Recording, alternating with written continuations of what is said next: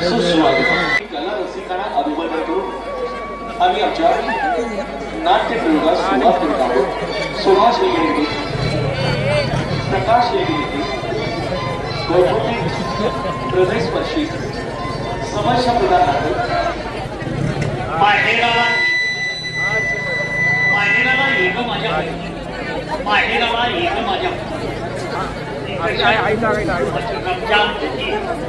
या नाटकात भाग घेणारे Pradeep Jaynath Patil, Gauri Deshpriya, Leeladevi Bawadekar, Manisha, Shashikala Siddhi Jadhav, Hemant Rupesh Kumar, Balkrishna Chabukswar, Sagar Khilare, Raghunath driver, Sachin Chougule, Gangaram master Sameer Kumar, Shambhu Sonari, doctor Desai, Jahangir Bagi. नाटकास सुरुवात होत आहे। शांतता राखा, शांततेत सहकार्य करा। नाटकास सुरुवात होत आहे।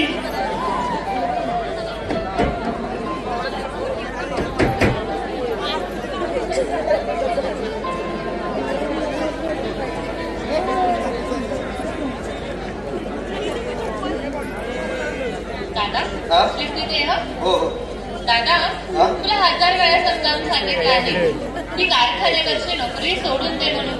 दिवस रात्र त्या लेबवरती काम करतो, स्वतःची जरा सुद्धा काळजी घेत नाही। तुझ्या याच निष्काळजीपणामुळे आज हे डोळ्याचं ऑपरेशन करावं लागलं तुझं।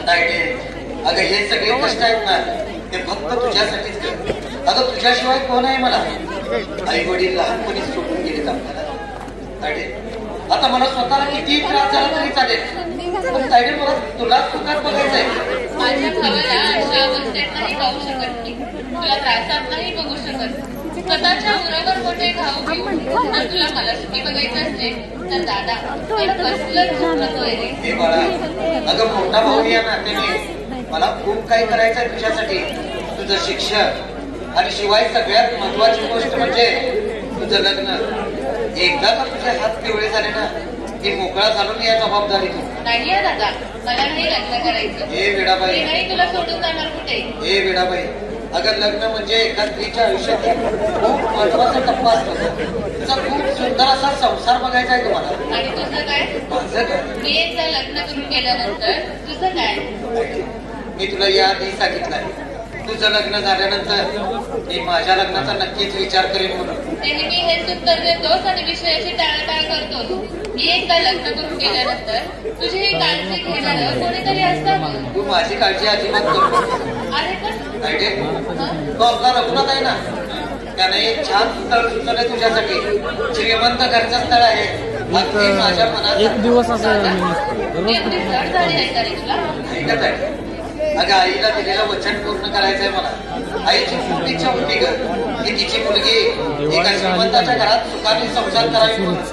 आणि योगायोग बघ ना, अगदी हवं तसंच स्थळ आहे तुझ्यासाठी।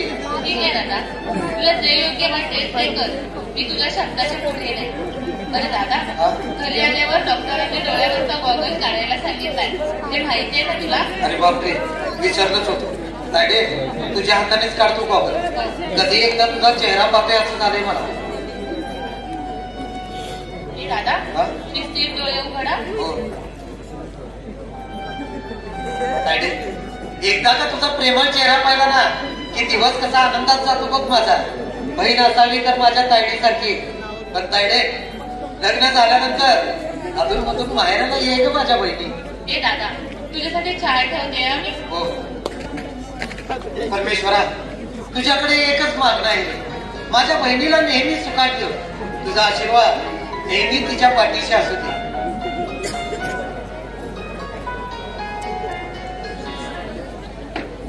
अशी गोड बहीण भाऊ प्रदीप आणि गौरी। गौरीसाठी जे स्थळ रघुनाथनं सुचवलं तोच हा बावडेकरांचा बंगला।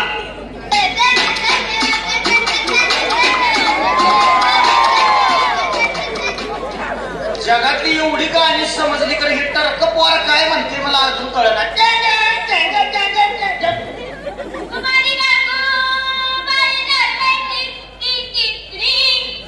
कुमार गंजा चौथी फेल फुस फुस फुस फुस फुस। अरे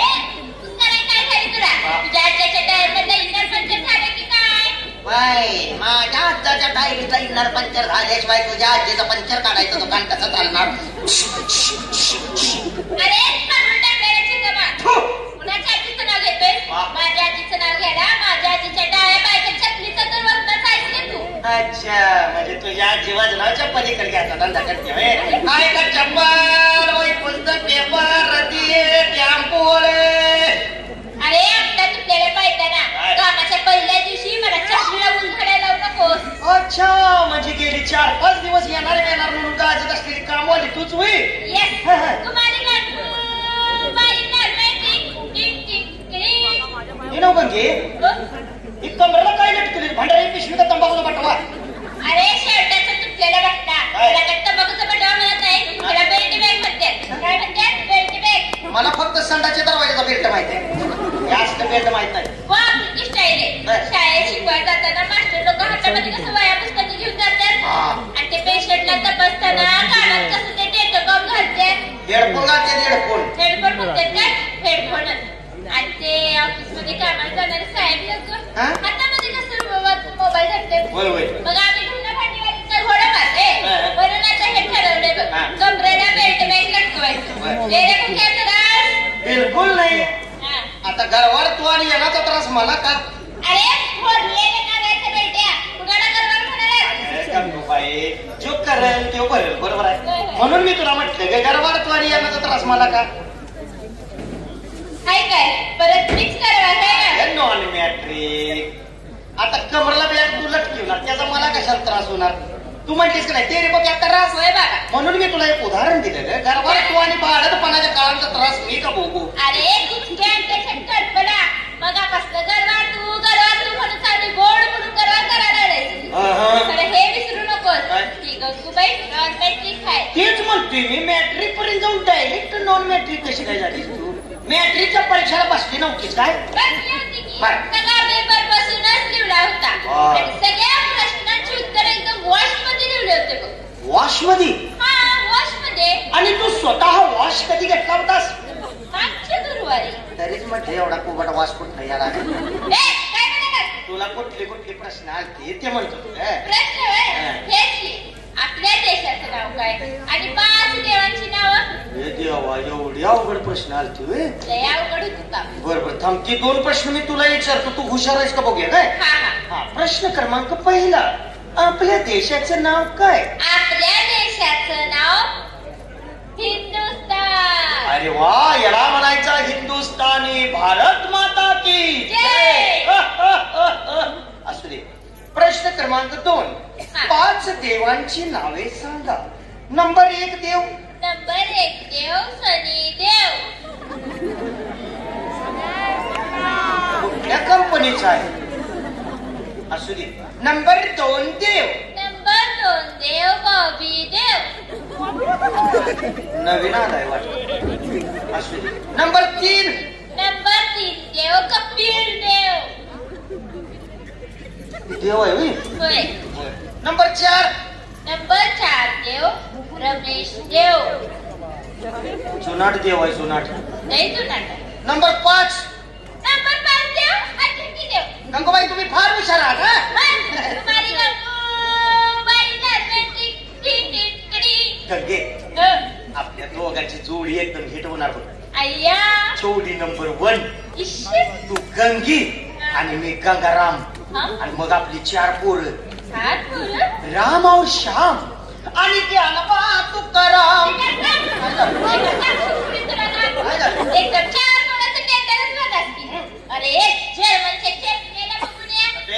तू बघ कसा सरबट ठोपळा आणि मी कवळी काकडी. तुझ्या आणि माझ्या वयाचा तर विचार कर बाबा. म्हणजे तू वयाचं कशाला घेऊन बसतेस? तुझी काय हाय गय झाली तर मला इच्छा आहे. आणि अशी किती का वय आहेस? वय काय रनिंग काय चालू आहे तुला? माझा वय विचारला मला लई लाज वाटते. लाज आहे काय झाले? गडी आहे ना मी सांग की. खरंच सांग. मागच्या वर्षी कने इकडून तिकडून इकडून तिकडून इकडून तिकडून मला चौदावं लागलं नुसतं. हा नुसतं. आणि ह्या वर्षी नुसतं आणि नुसतं इकडून तिकडून इकडून तिकडून मला 13वं लागणार. तुझ्या आजीचं मी गाठलं 13, तुझ्या उलटीकडं तर निवायला लागले. माझं बी वय काय लय जास्त नाही, होय? लय वय नाही माझं. मग गंग्यात तुझं वय किती आहे रे? माझं वय हा, मागच्या वर्षी मला 30 लागलं होतं 30. आणि या वर्षी 20 लागले. अरे गंग्या, हो, कुणाला विसावं लागलं म्हणाला? मलाच की. तुमच्या इथं कामाला लागून मला 20 वर्ष झाली असं हिला समजावून सांगत होतो. ही आणि कोण? तुम्हाला बाई नरवेची टिंगटिंग. आता का? म्हणजे घर कामासाठी आले होते. अहो, लय भारी काम करत्या. करत असेल मला काय माहिती. अच्छा, म्हणजे आमच्या पद्मावंश पाठवतो म्हणत होत्या ती काम आणि तूच वाढतं.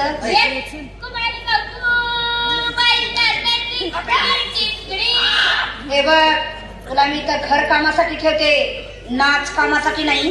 नीट काम केलंस तर घरी कामाला ठेवेन, नाहीतर बाहेरचा रस्ता दाखवेन. कळलं? जा, आज जाऊन कामाला लाग. मालकीन बाई, मी पण आज जाऊन तिला सविस्तर कामाची माहिती देतो. काय काय गरज नाही, तू जागात. पुरळ्यामुळे गाडी खूपच घाण झाली. मी पाईप लावून स्वच्छ करून घेऊ का? शिवाय रात्री फंक्शन साठी बाहेर जायचं तुम्हाला. संख्या, हो, तुला सविस्तर कामाची फार आवड आहे ना रे? होय, होय, होय. मग जा, बाहेर जाऊन गाडी सविस्तरपणे साफ करायला घे. रघुनाथला मी पाठवते 5 मिनिटात. कळलं? तळाकले की मी तुम्हाला आद्या कामात सविस्तर सांगत होतो. तुम्ही माझं बाहेर स्थलांतर केलं होय. जातोस ना? आम्ही जातो आमच्या गावात. अरे रघुनाथ, नीट ड्रायव्हरची नोकरी करायचं सोडून लग्नासाठी स्थळ पाण्याचा धंदा आणि कधीपासून चालू केलायस तू? असला धंदा घेऊन बसलाय मॅडम. एक दिवशी हेमंत भैयाने त्यांच्या मित्राचं बोलणं कानावरती आलं. हेमंत भैया म्हणत होते लग्नासाठी त्यांना सरळ, साधी, शिकलेली, चारित्र्य संपन्न घरगुती वळणाची मुलगी आली. गावाकडे एक माझा बालमित्र आहे प्रदीप. त्याची लहान बहीण गौरीताई अगदी हेमंत भैयांच्या मनासारखी आहे बघ. अरे पण त्यांच्या आणि आमची काय बरोबर आहे का? अरे खानदानी उद्योगपती म्हणून नाव गाजते आमचं पेपर मध्ये, हे ठाऊक आहे ना तुला? हो मॅडम, मी आपल्या चांगल्या भावनेने हे स्थळ सुचवलं. माझं काही चुकलं असेल तर माफ करावं. ठीक आहे, पण इथून पुढे कामावर जरा जास्त लक्ष देत जा.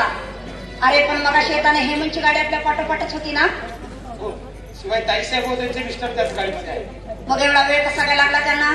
बहुतेक ट्रॅफिक मध्ये गाडी अडकली असेल. ठीक आहे, ती मंडळी आली की त्यांना सांग मी फ्रेश व्हायला गेले म्हणून. आणि हो, काहीही दुडबुड करण्याच्या अगोदर कोणतीही गोष्ट माझ्या कानावर घालायची. कळलं? हो,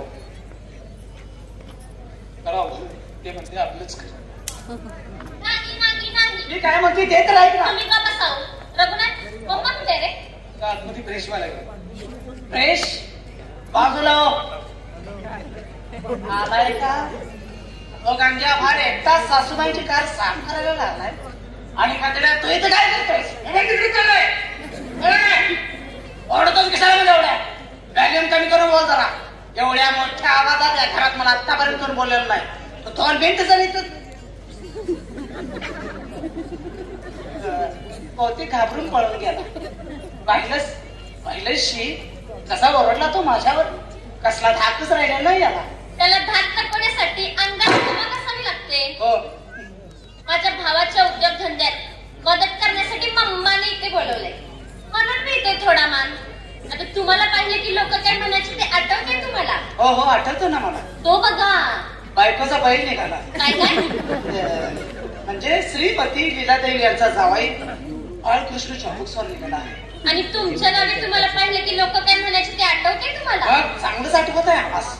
ज्या वेळेस आम्ही असं रस्त्यावरून जायचो तेव्हा लोक आम्हास पाहायचे आणि म्हणायचे तो पहा. नीच, नालायक, हरामखोर चाललाय तिथून. खबरदार मला शी म्हणाल तर. माझं नाव शी नाही, शशी आहे. शशिकला म्हणा मला. नाही, मी शीच म्हणतात. अगे त्या शी मध्ये केवढा सुगंध आहे माहिती? त्या शी मध्ये केवढं वजन आहे. काही जरी झालं तर मी फक्त शी म्हणणार, विषय संपला लावा ताकद. बंद करा तुमचं हे शी पुराण. दिवसभर खा खा खायचं आणि रातभर शी शी करत फिरायचं. याशिवाय दुसरं सवळं करायला येतं काय म्हणा तुम्हाला? सारखं सवळं तरी काय म्हणतेस ग? भोजन कॉन्ट्रॅक्टर म्हण आम्हास. Contractor, डोंबल्याचा contractor. लग्नाआधी सांगितलं मुलगा मोठा कॉन्ट्रॅक्टर आहे म्हणून. काय होतोच आम्ही. सासरी गेल्यावर कळलं जेवणाची कॉन्ट्रॅक्ट घेतले. माझ्या मम्मानी ते बोलवले म्हणून रुबाबात फिरताय थार मधून. नाही तर बसला असतात हातात झारा घेऊन लाडवाच्या कळ्या काढत. आज नक्कीच तुझ्या लाडवाचा पाक बिघडलेला दिसतोय. कोशिंबिरीत पाणी झालेलं दिसतंय. कांद्याची भाजी करपून जाळलेली दिसत आहे. आज नक्की तुझं काय बिनसलंय मला नाही का सांगणार तू? मुलगी पाहून येताना भैयाला गाडीत काय म्हणालात? काय? की गौरी माझ्यापेक्षा दिसायला देखणी आहे असं म्हणालात की नाही? असं म्हणेन का मी? अगं ती गौरी कुठे आणि तू कुठे? अगं ती गौरी रंगाने तुझ्यापेक्षा ओजाळा एवढंच म्हणाल. मुलगीचा भाऊ नुसता जेवून जा म्हणाला, लगेच जाऊन पाटावर बसला. काय जेवण होतं? फोडणी चांगली झाली म्हणून 3 वाटी आमटी पियाला. भुरभुर करून कढी भुरकलात आणि गरम आहे म्हणून 7 भाकरीचा चुराडा केला. कशी झाली? असं कधी दुसऱ्याचं खाणं मोजून नाही का? दृष्ट लागते आणि मग त्यामुळे असं धरत नाही अंगावर. आरशात जाऊन आधी सुटलेली डेअरी बघा. असं फुटत पिवळीत बसवलं तर अगदी गणोबा म्हणून शोभाल. शशे, एवढा वेळ कसा काय लागला तुम्हाला? आणि हे मग कुठं आहे? अगं हाय बाहेर धुळीने माकलेली गाडी गंग्या काढून साफ करून. छान. खेडेगावातलं आड वळणाचं स्थळ पाहायला गेल्यावर अंगावर कशी धूळ उडते ना हे चांगलं कळते त्याला. अगदी बरोबर. शशी डार्लिंग, मी पण आतमध्ये जाऊन फ्रेश होतो. अगदी त्या धुरड्यामुळं माझंही अंग कसं आंबलेलं मट्ट्यासारखं आंबून गेले. तेव्हा मी पण आतमध्ये जाऊन फ्रेश होतो. हा लवकर या बाथरूम मधून बाहेर. का बरे? नाही तिथे पण बसाल काहीतरी चरत. बाथरूमात काय करू? जावा हो. ठीक आहे. मम्मा, अगं कसलं का ते जुनाट गाव. त्या भावा बहिणीचं घर पण अगदी जुनाट. घरात एक फर्निचर सुद्धा नाही. अगं मुंबईच्या आमदारांचं केवढं मोठं स्थळ सांगून आलं होतं याला. नाहीतर काय. शिवाय मुलगी मुंबईच्या कॉलेजमध्ये शिकलेली, मॉडेल विचारायची आणि आमदारांचे अमेरिकेत फ्लॅट आहे म्हणे. पुढच्या वर्षी अमेरिकेच्या टूरला जाऊ अशा आमदाराचं मिसेस परवाच नाही का म्हणाले आपल्याला. अगं पण हे केव्हा? हे मुने आमदारांची मुलगी पसंत केली तर? मी तर केव्हाच पसंत केलाय ते. हो. म्हणजे हेमू आमदारांची स्वीटी पसंत आहे वा तुला? वा वा वा हे म्हणतो. अरे आमदारांच्या स्वीटीला पसंत करून नाव काढलंच बघ तुझ्या गावचीच. अरे म्हणजे बाळकृष्ण चालू स्वराचं मेवणा असावा तर आमच्या हेमू सारखा मेवण्या मी का आमदारांच्या मुलगीला पसंत केलं नाही. मग आज पाहून आलेल्या गौरीला पसंत केलाय मी. काय म्हण? अरे आमदारांची मुलगी एकदा बघून तर घे. अगदी अगदी बरोबर. अरे हे म्हणत अगदी स्वीटिश आहे बघ ती स्वीटी. जणू काय पाकात मुरलेलं गुलाबजामुनच ते. विषय संपला, लावा ताकद, हॅशटॅग काळकिट्ट गुलाबजामुन. अहो गोडाच्या पाठोपाठ घरात दोन शिरतात डोंगरे आणि गोड पदार्थाच्या अवतीभोवती कोण लोक अशा भोगात जास्त गोड घरी आणायचं कशाला? बरोबर की चोख? बहुतेक बरोबर. विषय संपला, हवा ताकद. आता नाही ताकद राहिली. मात्र बाकी काय का झाला पण अगदी छान गोड निर्णय घेतलाय तुम्ही. तुमच्या गोड निर्णयासाठी मी फक्त एवढंच म्हणेन, जंगलात वाघाचा दरार असतो जोरात. कुठे? नाही फॉरेस्ट. जंगलात वाघाचा दरार असतो जोरात आणि तुम्ही गौरीला पसंत करून आमच्या सगळ्यांची काढली वरात. तुम्ही गप्प बसाव. हेमू स्वीटी अगदी मॉडेल आहे. हो ना मॉडेल बरोबर लग्न करून मला माझ्या संसाराची जाहिरात कंपनी काढायची नाही. संसार करण्यासाठी गौरी सारखी गृहिणीच हवी. हेमन, अरे असं काय पाहिलंस त्या काउंटर गौरीमध्ये? आई, गौरीमध्ये शालीनता आहे, ममता आहे, लज्जा आहे आणि विशेष म्हणजे चारित्र्य संपन्न म्हणून साऱ्या गावात तिचं कौतुक आहे. अरे पण हेमन, आई, मी लग्न करेन तर गौरीशीच, अन्यथा आजन्म अविवाहित राहीन मी. माझा हा निर्णय ठरला आहे आणि मी एकदा घेतलेला निर्णय बदलत नसतो. बघितलंस मम्मा, लग्नाआधी कशी भुरळ घातली त्या गौरीनं. नाहीतर काय. आणि लग्न झाल्यानंतर ती गौरी हेमतला ठेवील आपल्या म्हटली आणि मग हे साडीस्टर केलं आपल्याला. मग मम्मीच्या जन्माचं होईल मातेर आणि माझ्या आयुष्याचं होईल. होतेर. तुमच्या सोबत लग्न करून ऑलरेडी झालेलंच आहे. शशे, अगं तू कशाला काळजी करते? मी अजून जिवंत आहे. त्या इस्टेटीवर तुझा सुद्धा अर्धा हक्क आहे, हे विसरू नको. अगं मम्मा, तू काहीतरी आहेस ग, पण तू बघतेस ना हेमंतला किती कामात मदत करतात, किती राबतात. तर ह्यांच्या कामाचा, श्रमाचा, मानधनाचा विचार नको करायला. म्हणजे ती गौरी यायची आणि हक्काच्या गोष्टी करायची. पण आत्ताच तुझ्या कानावर घालते. कशी डार्लिंग, माझं एवढं कौतुक करू नकोस. अगं मी राबलो होते या माऊलीच्या प्रेमापोटी. अगं पैसा काय आज आहे उद्या नाही. पैसा घेऊन काय जाळायच आहे. अगं पैसा काय तो कधी तर खाऊन संपेल आणि मी तास देते त्याला हात पुसून रिकामा होईल. पैसा घेऊन काय चाटायचं आहे. बंद करा तुमची ओव्हर ऍक्टिंग. जास्त झालं काय जरा. काय पाहिजे ते सविस्तरपणे सांगा. तुम्हाला काय हवंय हे तर सांगा. सासूबाई, देणारच असाल तर मला एखादा लहान जमिनीचा प्लॉट द्या, 10-20 एकराचा. अहो त्यात मी कॉलनी उभा करेन आणि त्या कॉलनीला फक्त एकच नाव देईन, श्रीमती लीलादेवी कॉलनी. जावई बापू, तुमचं माझ्यावर एवढं प्रेम आहे, हो ना. मग तुम्ही जागा बघायला सुरुवात करा. प्लॉट घ्यायला पैसे मी देईन. त्या हेमूने माझ्या स्वप्नांचा चुरा तर केलाच आहे. गौरी, तू माझ्या स्वप्नांना सुरुंग लावला आहेस हे मी कधीच विसरणार नाही. अम्मा, तू गौरी आणि हेमूच्या लग्नाच्या बाबतीत ऍक्च्युअली डिसिजन काय घेतलायस? कशी डार्लिंग, डिसिजन कसला घेतलं टॉपलाचा. आता फक्त एकच काम करायचं, लग्नाचं वातावरण सुरू असेल. त्या हॉलमध्ये गेल्यानंतर काही आपली लोक असतील, काही त्यांची लोक असतील. पण त्या हॉलमध्ये गेल्यानंतर एक माणूस महत्वाचा आहे, तो म्हणजे तांदूळ मारा. त्याच्याकडून तांदूळ घ्यायचे, नाही दिले तर 2 शिऱ्या घालायच्या, पण तांदूळ मात्र नक्कीच घ्यायचे. आणि आपल्या हेमंत आणि गौरीच्या डोसक्यावर आमटून मारायचे. त्यानंतर जे मला एकट्याला सोडून असणे काय आनंद मिळत असेल. बरं हे गेले तर जाऊ द्या, पण तुम्ही मात्र आमच्या हेमंत आणि गौरीच्या लग्नाला दिसतायत ना. काय जेवणाचा भेद केलाय तुम्हाला सांगतो.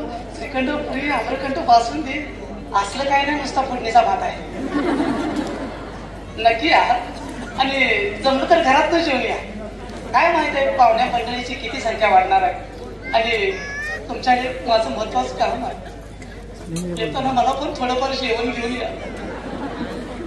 हे लोक फार हाल करतात माझे. 4.5 चपातीच्या एक तुकडा मला देत नाही. तुकड्यात माझं पोट भरत नाही. हल्ली मी फार वाळून जाऊ द्या, वाढलं असेल मनातल्या मनात. नक्की या आणि सगळ्यात महत्वाचे काम राहिले, येताना प्रेझेंट पाकिट मात्र नक्की घेऊन या. त्यातील पैसे मला द्या, कागद यांच्या तोंडावले काय. नक्की याल ना.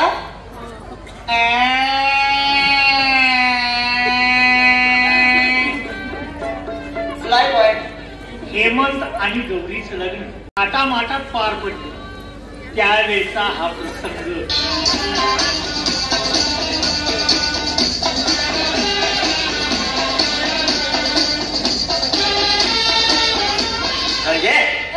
हेमंत भैयाची गौरी त्यांची जोडी कशी वाटली तुला? एकदम छान. आपल्या दोघांची जोडी जमली तर ती कशी वाटत तुला? आपल्या दोघांची एकदम भक्कास. तर असं का गाणं खायच्या तोंडात शाण खाल्यासारखं बोलायला काय हेमंत भैयाचा गौरी त्यांचा जोडा शंकर पार्वती सारखा शोभत होता. बाबा गंगे, काय तुला त्या शंकर पार्वतीला बघून माझी आठवण झाली ना? शंकर पार्वतीला बघून? अरे खाली केलं खरं त्यांना दोघांना बघून आहे बाबा. मग त्यांच्या समोर बसलेल्या नंदीबाईला बघितल्यास तुझी आठवण झाली बघ. अरे तुझ्या पण टकुऱ्या 2 शिकवली तू पण आधी त्या नंदीबाईला सरकारी शिरबत. आणि तुझ्या मागे एक शिफ्टी लावली डायरेक्ट गोट्यातली मस. अरे म्हशीच्या गळ्यातले डोक्या एका चाकरीत काढून टाक, एका बुक्कीत पुढे तुझं हे टाक. एवढ्या स्मार्ट मुलगीला तू मस म्हणतोय. अरे असं काही हळदीच्या वी घरात ही तरणी पोरं मला काय म्हणत होती नाही ते काय म्हणत होते? आणि ना या ऐश्वर्या रायसारखी दिसणारी मुलगी कोण आहे रे? असं म्हणत आपल्याला मी काही कमी समजू नकोस. मला पण बघून फराडातल्या पोळी काय म्हणत होत्या माहिती आहे? काय म्हणत होत्या? काय तर काय सलमान खान सारखा पोरगा कोण आहे? सलमान खान नाकाची काढफेडा खान सलमान खान. तर गे चालताना करतीस हेंगड पाय आणि ही म्हणणं ऐश्वर्या राय. आपली भांडणं एका साईडला राहू दे. हेमंत भैयाच्या घरात 20 वर्ष झालं तू कामाला आहे, बरोबर आहे काय? मग आजपर्यंत तुझं तर लग्न झालंच नाही. एखादी गर्लफ्रेंड तरी आहे का तुला बाबा? गर्लफ्रेंड हा मला माझ्या लय पीडीएफ करायची. दुसरा कोला पोरगा आवडला कोली का तो हाका देऊन गेली आपल्याला. मग मी पण ठरवलं यांच्या काळात कामाला लावलो. वाकली चिकली बाबरचेटा हिरवा हिरवा पाला, वाकली चिकली बाबरचेटा हिरवा हिरवा पाला. लीला देवीच्या घरात दणक्या चुक्केला नाही साला आई मनी माता हल हल महादेव. गणपती बाप्पा माझं मोठं भाव आहे. नाही नाही अरे गंग्या, बाहेर वराती सोबत यायचं सोडून पुढे काय झेंडा लावायला नाहीस त्या पाहुण्यांच्या घरात. घरात इकडे चालते म्हणून जास्त मदत करायला आलतो आम्ही दोघं.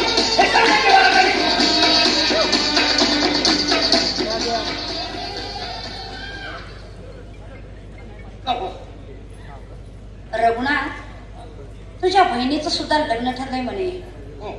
मग पैशांची जमवाजमव करावी लागेल ना.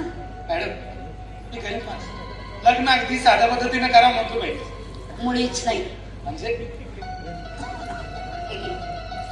50,000 असतील. मॅडम अरे ठेव रे, अजून खूप दे. मॅडम खूप उपकार झाले तुमचे. अरे असू दे असू दे.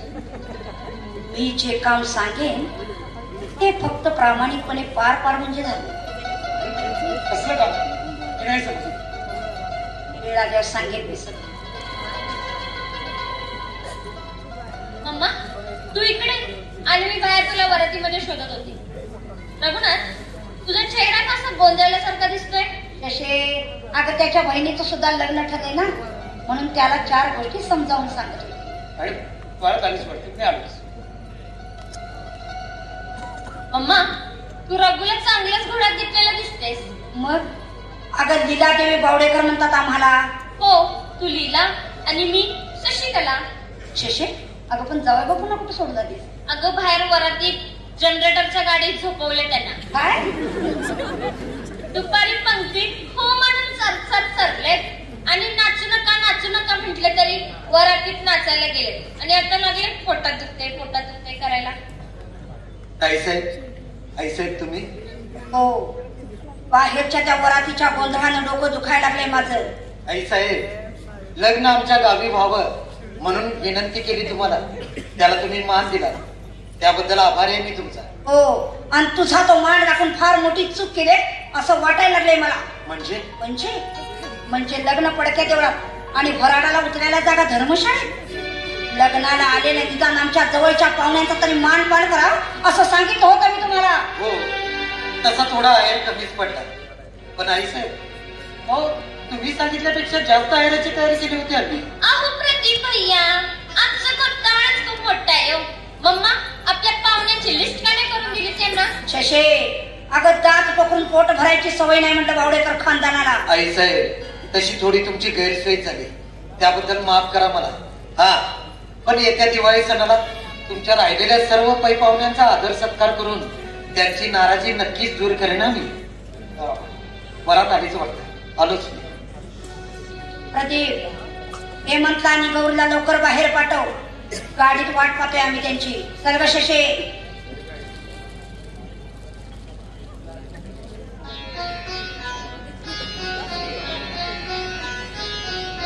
दादा, तुझी लाडकी बहीण सासरी चालली आहे. तुला आशीर्वाद देणार नाहीस का? ताडे, सुखाचा संसार कर. दादा, जाण्यापूर्वी एकदा मान वर करून बघ रे माझ्याकडे. तुझा हा प्रेमळ चेहरा एकदा डोळे भरून पाहू दे मला. चालती हो माझ्या डोळ्यासमोरून. अगं लहानपणापासून खूप त्रास दिलाय तू मला. दादा मला चॉकलेट पाहिजे, दादा मला ड्रेस पाहिजे, दादा मला हे दे, दादा मला ते दे. सारखं दादा दादा दादा करून खूप त्रास दिलास तू मला. पण ताईडे, अगं सकाळी उठल्यानंतर मला प्रथम तुझं तोंड पाहायची सवय लागली का? तू गेल्यानंतर मी कुणाचं तोंड बघू ताईडे, कुणाचं तोंड बघू? दादा, दादा असं रडू नकोस रे. तुला जड वाटत असेल तर नको पाहूस माझ्याकडे. तुझ्या मुखाचं दर्शन न घेता जाईल मी सासरी. दादा अशी रागावून जाऊ नकोस का तुझ्या या गरीब भावावर. अगं तुझी माहेरातून सासरला पाठवणी करायची या एका क्षणाला घाबरत होतो का मी. तुला कोणत्या शब्दात निरोप द्यायचा या विचाराने बेचैन झालो होतो मी. ताईडे, सुखाचा संसार कधी रागाने तुझ्यावर हात उचलला असेल तर माफ कर तुझ्या या गरीब भावाला. दादा असं बोलून सासरी जाणार ही माझी पावलं आणखी चढ करू नको रे. ऐक बाळा, अगं माहेरी कधी भावाची मान खाली घालू दिली नाही. सासरी तशीच वाग, सासरचं नाव उज्ज्वल कर. हे मग माझ्या काळजाचा तुकडा काढून तुमच्या हवाली करते. सांभाळून घ्या माझ्या गरीब बहिणीला. दादासाहेब, गौरी माझ्या संसारात अगदी सुखात असेल याची खात्री बाळगा तुम्ही. गौरी, नमस्कार करूया.